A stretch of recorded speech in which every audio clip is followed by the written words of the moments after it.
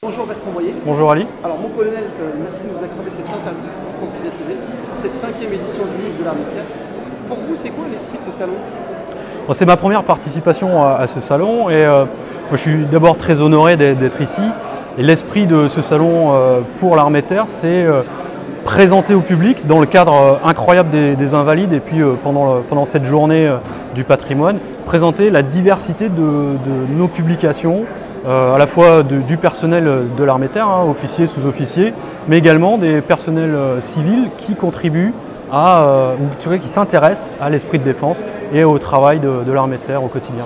Alors mon colonel, ça tombe bien puisqu'il manquait le numérique aujourd'hui dans ces interviews et vous êtes le chef de la cellule cyberdéfense de l'état-major de l'armée de terre. Tout à fait. Aujourd'hui, quelle est la place justement du numérique dans cet écosystème? Alors, les questions de cyberdéfense, elles ont vraiment gagné en importance depuis une dizaine d'années à peu près. Et l'armée de terre, elle se structure aujourd'hui sur ces questions-là, à la fois pour développer ses propres outils de défense et pour être garant de la sécurité de nos opérations, mais également, et plus récemment, avec le volet informationnel qui prend une dimension de plus en plus importante dans les conflits armés. Et c'est l'objet de mon ouvrage que je présente aujourd'hui pendant ce salon. Excellente transition, donc ouvrage Guérilla 2.0. Alors justement, mon colonel, vous y évoquez la guerre de cyberinfluence et cybermenaces qui règne aujourd'hui dans notre société. Comment ça se décrypte tout cela?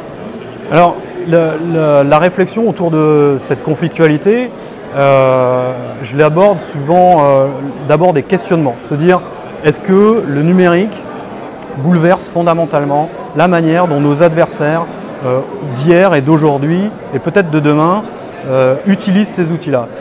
La réponse, elle est évidemment pas simple, sinon il n'y aurait pas 232 pages pour en parler. La réponse, elle est multiple et elle dépend vraiment de la manière dont on aborde ces questions.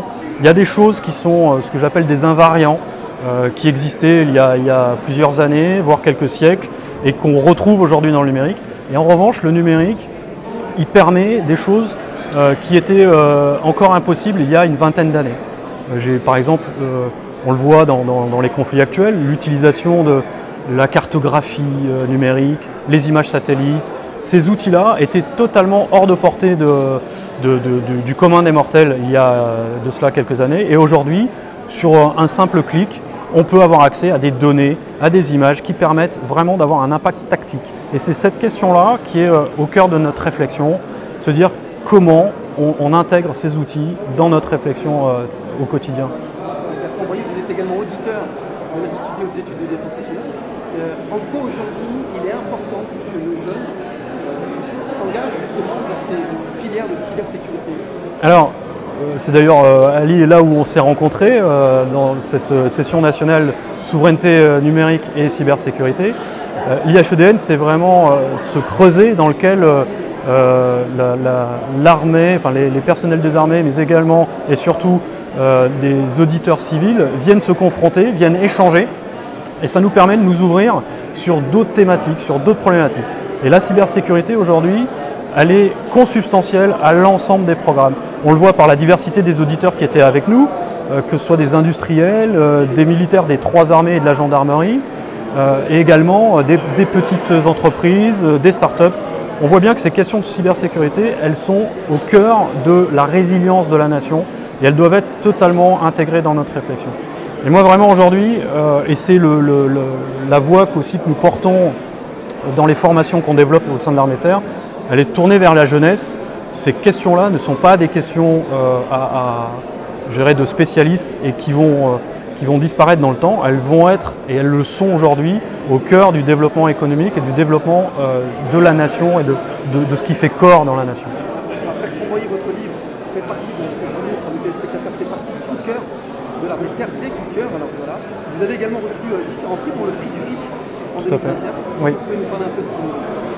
Alors c'est un prix, donc le Forum international de la cybersécurité est un forum qui est organisé annuellement à Lille à l'initiative il y a quelques années de la Gendarmerie nationale d'ailleurs. Aujourd'hui, c'est devenu vraiment un forum qui rassemble près de 15 000 visiteurs, je crois, sur l'ensemble des 3 jours, et qui mêle des institutionnels, mais et surtout des spécialistes de la cybersécurité.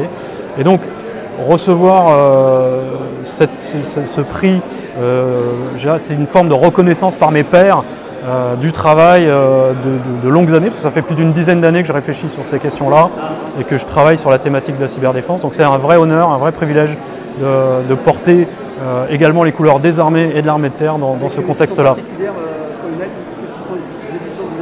Oui, tout à fait. Cette année, donc mon ouvrage a été publié aux éditions de l'École de guerre. Là aussi, c'est un coup de cœur de ma part, un choix de valoriser cette petite maison jeune qui est tenue par des officiers stagiaires de l'École de guerre et qui donc cherche à promouvoir et à faire rayonner la pensée militaire et la pensée qui est développée dans l'institution. Je trouve ça tout à fait honorable.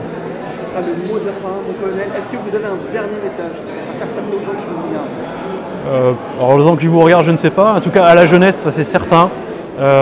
Embrasser les nouvelles technologies en les maîtrisant, c'est vous former dessus et vous sensibiliser à la sécurité. Pourquoi pas en faire votre métier, mais ne regardez pas ça comme quelque chose d'annexe. C'est vraiment consubstantiel à votre avenir et à notre avenir collectif. Ce sera le mot de la fin. Merci beaucoup. Merci Ali. Et à l'année prochaine pour un nouveau salon. Et peut-être une nouvelle publication. Une nouvelle publication, bien sûr. J'espère, merci.